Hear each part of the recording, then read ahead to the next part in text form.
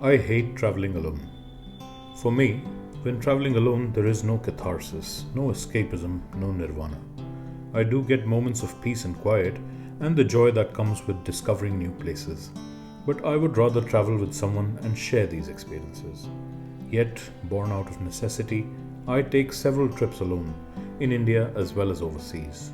Quite simply, my love for traveling far exceeds my loathing for traveling alone. My name is Ashish Nandal, and I currently live in the city of Gurgaon. Since childhood, the outstation trips taken with my parents have instilled in me the wanderlust that makes me read countless travel magazines, blogs, and watch travel videos. This year, I decided to start traveling in the first month itself, and thus was born the idea of a trip to Malaysia. Now, I'm quite fortunate to have a friend living and working in Malaysia, and she was instrumental in creating my itinerary for this trip. The initial plan was centered around Kuala Lumpur, but ended up being a trip to Kuala Lumpur, Singapore, and Langkawi. So, without further much ado, let's begin.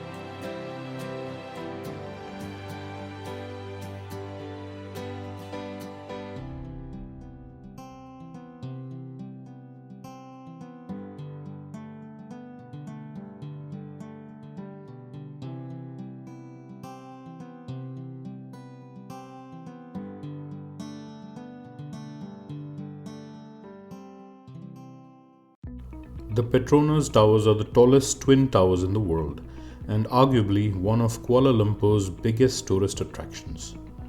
You first visit the Skybridge on the 41st floor and are given around 10 minutes to spend here. You're already 170 meters off the ground and the view is quite spectacular. You get to see KLCC on one side and the historic settlement of Kampong Baru on the other.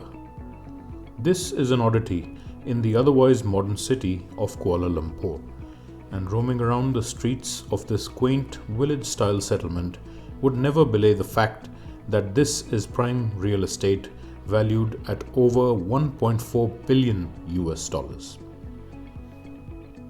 Once you're done here, it's back to the lifts and up to the 86th floor and its spectacular observation deck that provides 360-degree views across the city. Other skyscrapers seem tiny in comparison as you look down upon them. Perhaps the most impressive sight is the other Petronas Tower and the KL Tower behind it.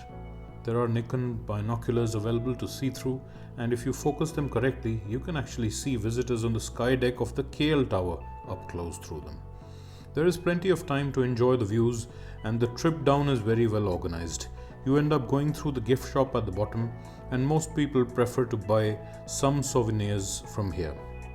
Now, attached to the Petronas Towers is the Suria KLCC mall, which is perhaps one of the best malls in Kuala Lumpur. It is well laid out and has a good selection of stores and many options for dining. It's a good way to end your Petronas Towers trip, with some shopping or having lunch at one of the many restaurants or in the food court.